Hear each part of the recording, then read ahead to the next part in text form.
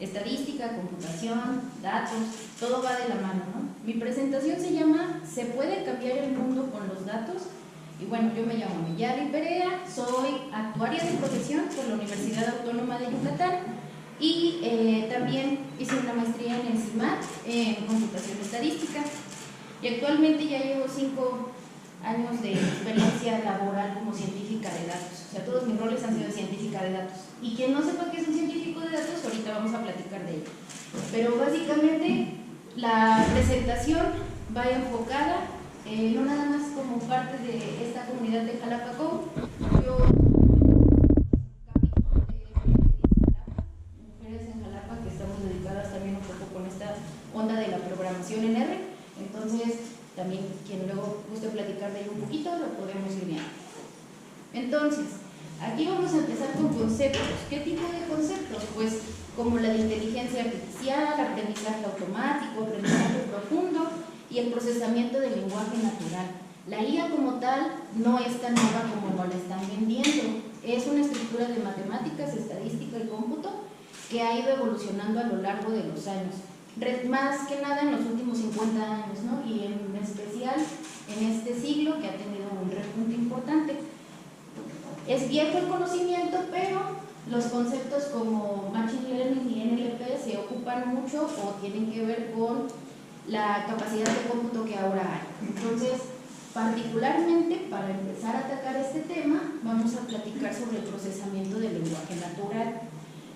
Aquí estamos viendo un mapa cartesiano. Y nos enseñaron en la escuela que el mapa cartesiano tiene eje de las X y eje de las Y. Si nosotros le tratamos de platicar a una computadora, la computadora no entiende, la computadora está con perdón de las computadoras. Pero lo que en realidad ellos están viendo son arreglos numéricos. Entonces, si nos imaginamos un mapa cartesiano común, dentro del lenguaje, los grandes modelos del lenguaje agrupan similitudes. Por ejemplo, las frutas con las frutas, rey y reina como sustantivos, por otro lado, están juntos en un mapa. Si esto lo generalizamos y lo ampliamos, vemos, por ejemplo, que tenemos diferentes representaciones de palabras de acuerdo a lo que queramos interpretar. Tenemos, esto se llama representación de palabras o embeddings de palabras, y son los diccionarios. Los diccionarios los podemos tener en muchos idiomas y así básicamente funciona la representación de palabras o modelos. El detalle es que dentro de estos modelos ya se nos coló un sesgo. Todas las personas tenemos sesgos y los sesgos no es otra cosa más que asunciones erróneas que ahí están, las traemos desde siempre. ¿Por qué le vamos al Cruz Azul a la América? ¿Quién sabe? Mi papá le iba, entonces vamos a seguir con esa costumbre, ¿no? Pero particularmente el sesgo de género se coló en los sistemas de lenguaje que ahora nos gobiernan. Y por ejemplo, hace muchos años cuando hacíamos una analogía de hombres a rey, lo que respondían las computadoras es mujeres a reina, y si le preguntábamos el hombre es a programador de computadoras, ese espacio en blanco debería de decir es a programadora de computadoras, pero en realidad contestaban ama de casa porque es lo que más había en la web.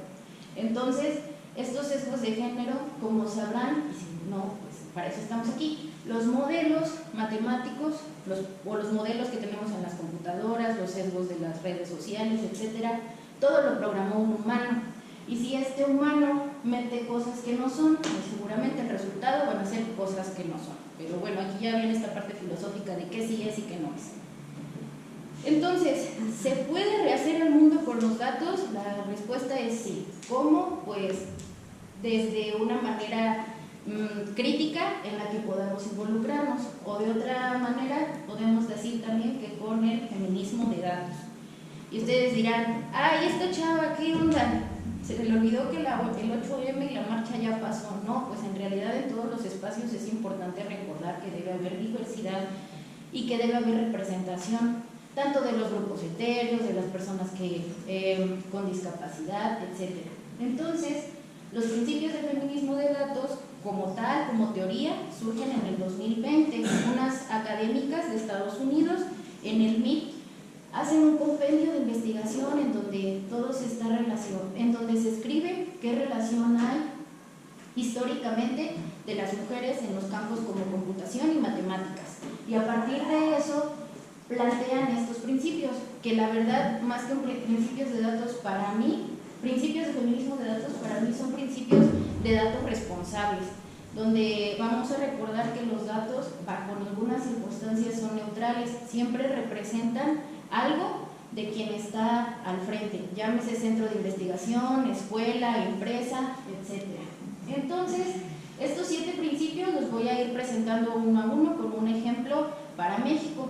Este texto está público en inglés y en español, y me parece que en portugués también, en las páginas oficiales del MIT, y vienen pues más que nada centradas a información de Estados Unidos como tal, e instituciones. Entonces yo hago esta presentación pero con ejemplos de México, de nuestro estado o incluso de la ciudad.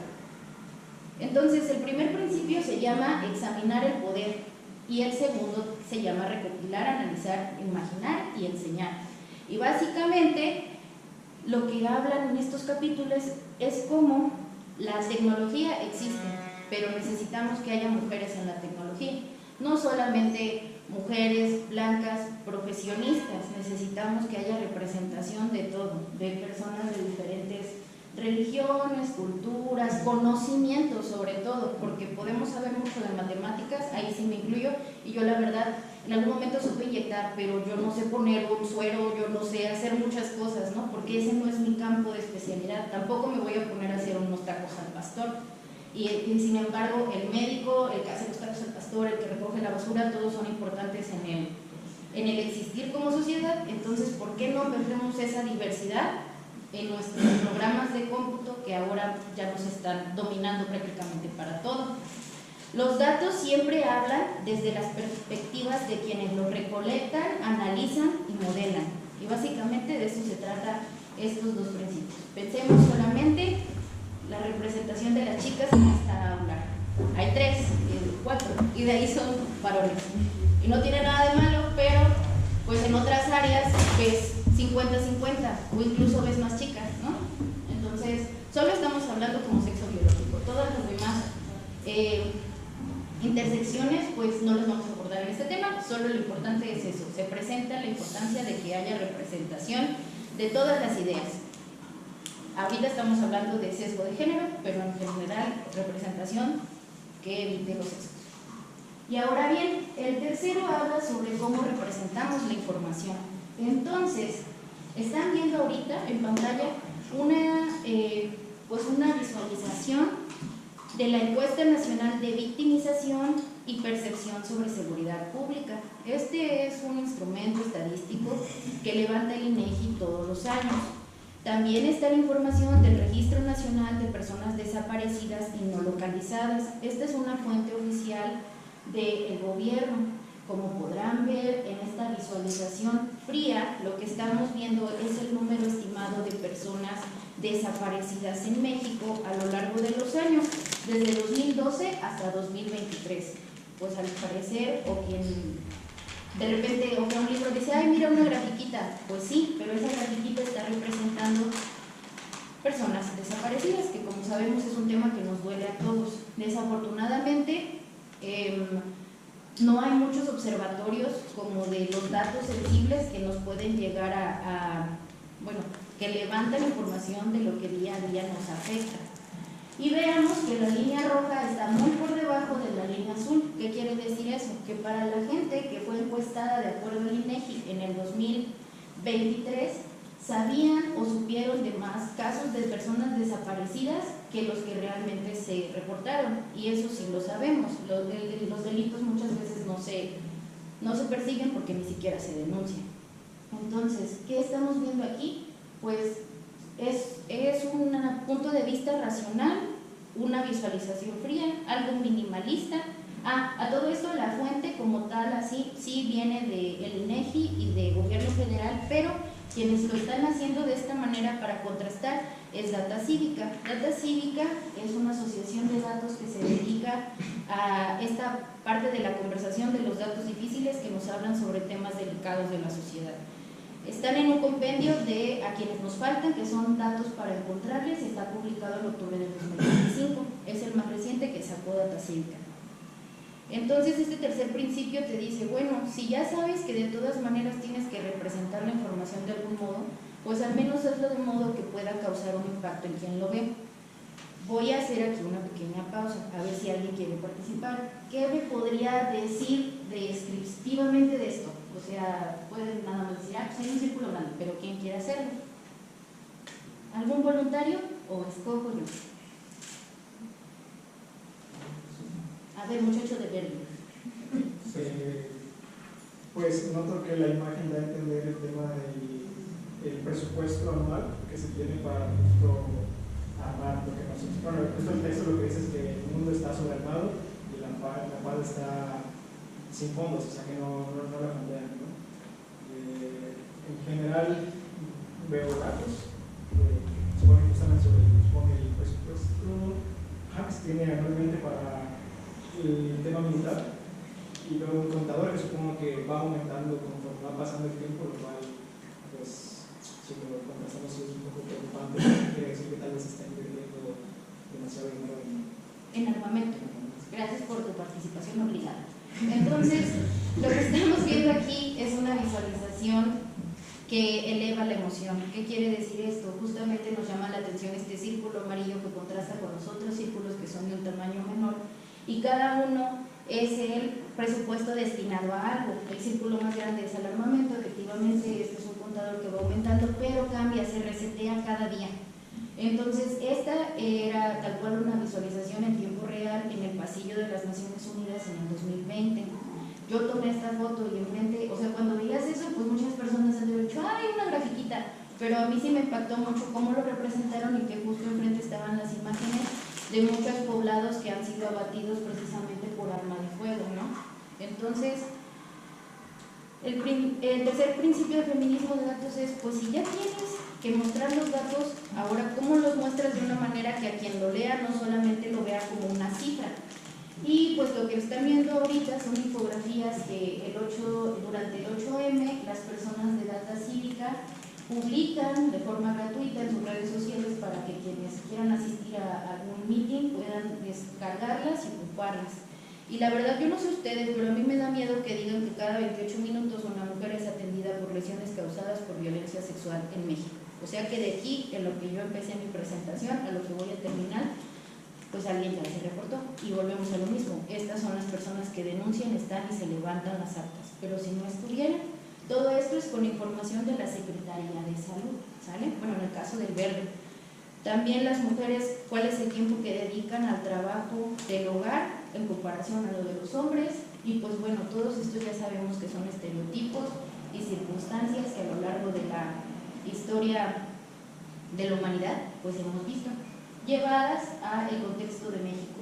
Por ejemplo, entre 2006 y 2025, las desapariciones de mujeres adolescentes o de jóvenes aumentaron 73 veces. ¿Qué quiere decir eso? Que si en el 2026 se perdía una chica, en el 2025 se pierden 73 en el mismo tiempo, ¿sale? Entonces, a lo mejor estos tipos de mensaje me llega más rápido que leer esta gráfica, ¿no? Entonces, pues bueno, el cuarto principio va de lo que se cuenta. ¿Qué quiere decir eso? Si no tenemos registros de cosas, ¿cómo vamos a darle la importancia que requieren? En octubre del 2025 sabemos que nuestro estado pasó por una circunstancia muy difícil respecto a las inundaciones de Poza Rica.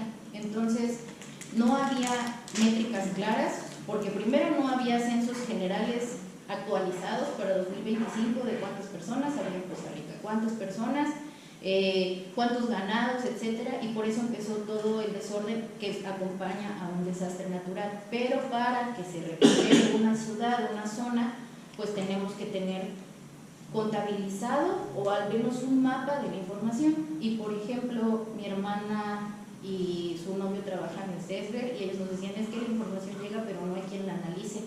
O sea, ¿cómo lo vamos a mandar a México? No se puede levantar un censo y luego ¿quién lo pasa? ¿Quién lo va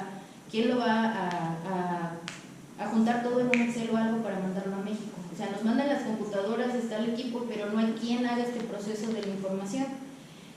Entonces, si nosotros no exponemos las problemáticas o al menos las tenemos medidas, muy difícilmente vamos a poder controlarlas. Eso me parece lógico, pero pues poco se habla de la falta de documentación y conjuntos de datos que nos hablen de nuestros problemas actuales, siendo que son importantes.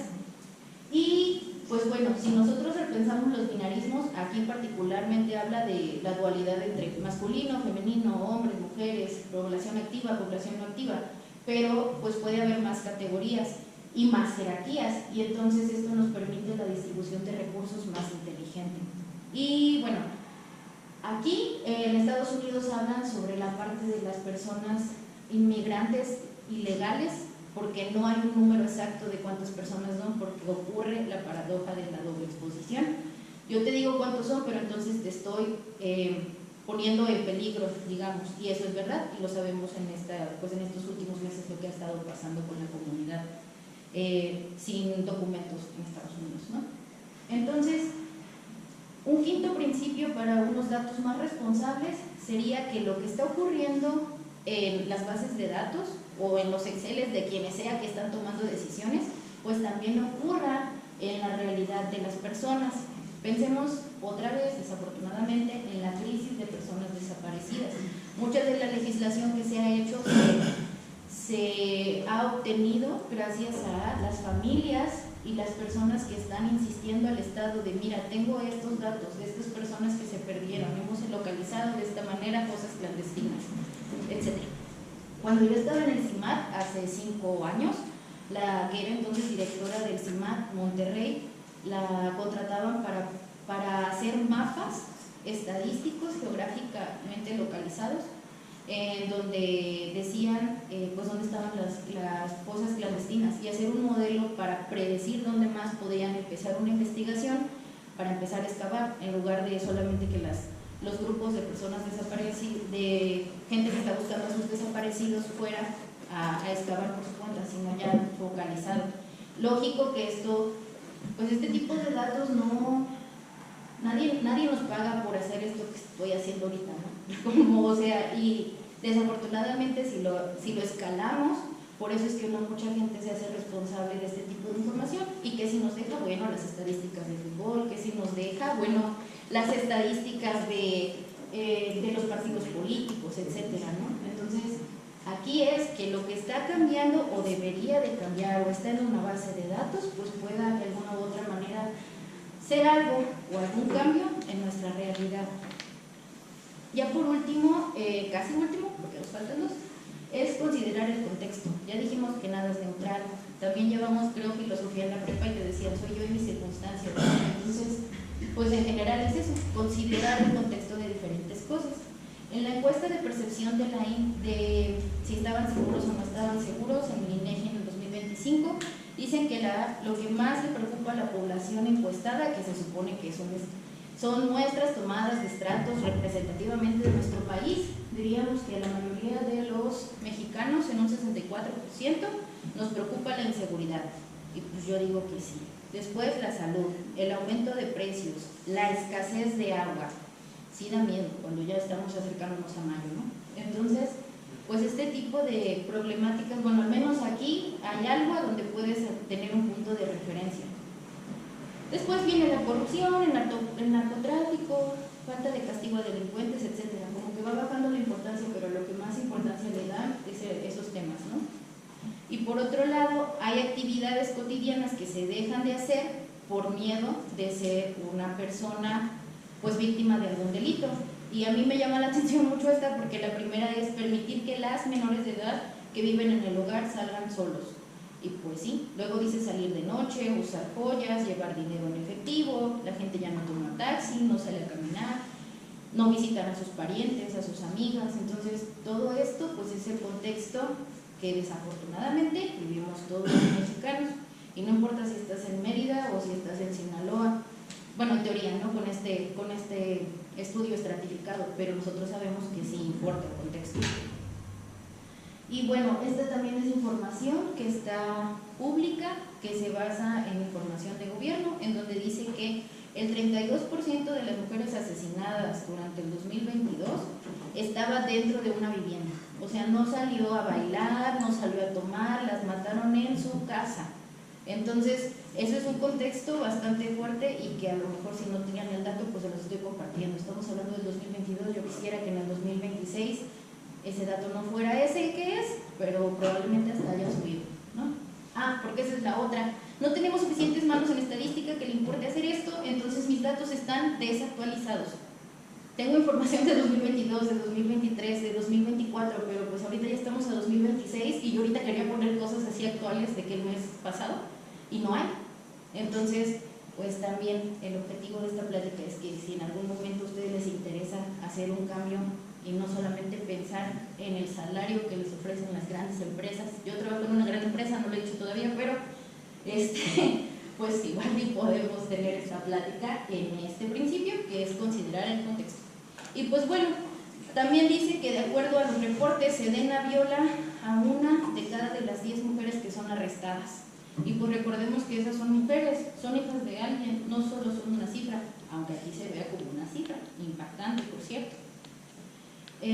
Pues estos casos los vemos todos los días, personas desaparecidas de todas las edades, mujeres que eran madres, hijas, abuelas, personas que estaban activamente económicas o no, y aún así, pues son casos que duelen y se siguen replicando. Por eso es importante ir y rayar, la verdad, yo digo. Y si salía en internet diciendo eso, sí.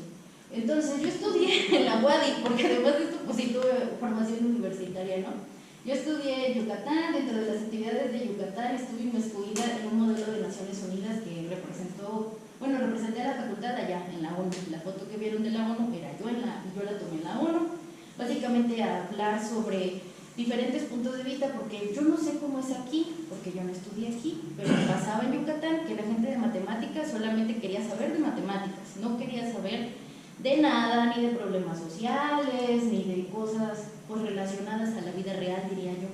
Y entonces cuando yo me escapaba de clases, no me escapaba porque les decía, oiga, profe, necesito hacer esto, pero me escapaba, decían, ¿y para qué me llaman? Tu obligación es estudiar. Y efectivamente, mi obligación es estudiar, pero, o en ese momento, y de todos los estudiantes, que eso estoy diciendo en internet, todos estudian. Entonces, pero pues después me fui al final y después empecé a meterme en todo este rollo de decir, bueno, no solamente soy yo, o sea, ¿por qué me siento rara en un salón lleno de hombres? Ah, espérate, es que ¿por qué no hay más hombres? Ahorita ya vamos 4 o 5 mujeres, ¡ey! Y todos son hombres, pues ya, primero vamos llegando, ¿no? Y entonces, pues en Monterrey, en Jalapa, en los diferentes lugares en donde he trabajado, llego y digo, bueno, a ver, vamos a hacer un análisis de pláticas, bueno, no análisis de pláticas, sino este ejercicio observador de decir qué hay, qué no hay, por qué la costumbre está así. No voy a llegar a cambiarlo, eso me queda claro, pero el hecho de ser yo consciente de qué estoy diciendo y si puedo influir positivamente en alguien, pues de mi lado eso es lo que yo estoy haciendo en mi lucha de estadística. Viva la estadística. Y entonces, pues ya, trabajé en el SAT, en un área medio complicado, el SAT, oficinas federales. Y ya, no puedo decir nada más porque la gente dice atacaba cuando decía que hacía en el SAT. Entonces, pero a partir de que ya estoy aquí, porque me contrató FEMSA, yupi, vivan los trabajos remotos, es como es que estoy aquí con ustedes. Yo llegué a trabajar en mayo, ya desde la comodidad de mi casa, en mi computadora, y eso me ha permitido pues dar estas pláticas de foros reales, porque yo tiene más o menos 6 años que doy estas pláticas, pero muchas veces es en línea, también porque pues empecé en la época del COVID, ¿no?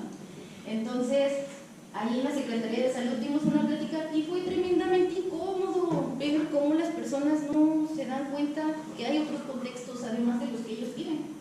Y pues ya, pero luego participan y dicen, es que eso que estás diciendo está mal, y a ver, vamos a analizar tu caso, ¿no? Pero, pues se los estoy contando porque es una experiencia, y creo que es la experiencia de todos los que a veces nos ponemos enfrente de un grupo a señalar cosas de las que normalmente no se señalan. A lo mejor ustedes dijeron, yo voy a ver a Jalapa Cody, a ver de qué hablan, y no sé si esperaban esto, pero pues ya estoy platicando con ustedes. Y gracias a la invitación de otros eventos que tuvimos hace poco de compendios de inteligencia artificial aquí en el estado, me tocó participar y pues esas son las oficinas de Monterrey de FEMSA Digital, que ahora es SPIN, que ahora va a ser Oxxo Digital y está un movimiento medio raro, pero del que trabajo.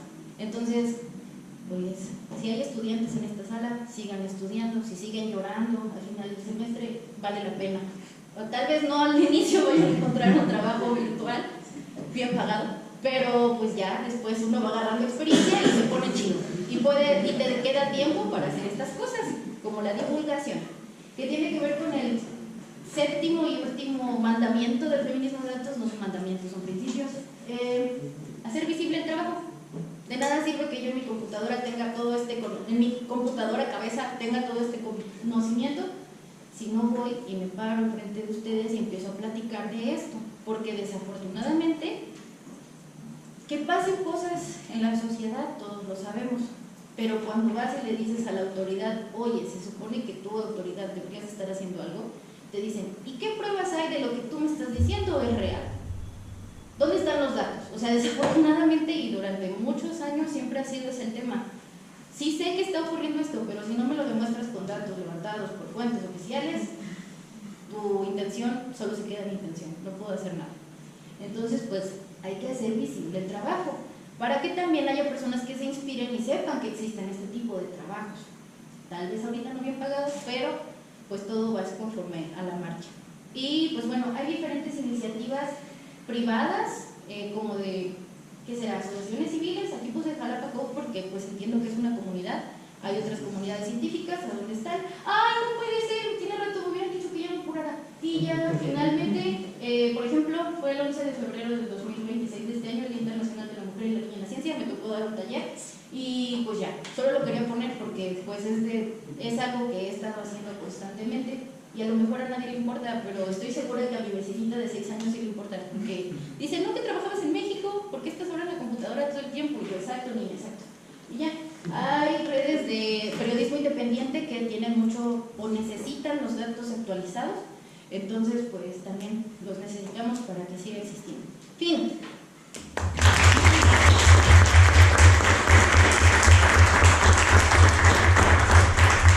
Si alguien quiere hacer una pregunta, no sé si nos dejen, pero si nos dejan. Adelante. Preguntas, comentarios. Yo, un comentario. Buenas tardes. Hola, Michelle. ¿Cómo estás? Bien, gracias. ¿Y tú? Un comentario. Muchas felicidades por el trabajo que estás haciendo y la visualización de esto creo que es muy indispensable hoy en día. Ojalá que los compañeros que nos acompañan, si hay de estadística, pues le entren a cualquier tipo de datos. O de cómputo también. Sí, tal cual. Todo se puede. Y solo hagan maestría. Sí, también. Dime. Yo también quiero hacer un comentario. Claro. Yo te vi en la Veracruz Unir Ajá. hace poco, no me acuerdo cuándo fue, pero fue hace un mes. Y te quiero agradecer que hagas énfasis en esto de tu trabajo y tu experiencia, porque también lo hiciste en ese día. Y no sé, como personalmente, como una niña, como una adolescente, una preadulta, entrando a lo que es el mundo de la tecnología y la ciencia, te puedo decir que me inspiras y te puedo dar las gracias por hablar de esto. Ay, gracias. Nadie me había dicho eso. O sea, Clemente, pero una mujer joven, chiquita, pues no. Y eso está padre porque cuando yo estudiaba no había quien me dijera esas cosas. Aquí en Jalapa al menos no. Entonces, pues gracias por su atención y gracias por el espacio Jalapa Code y los invitamos a que sigan viniendo a estas pláticas. Muchas gracias.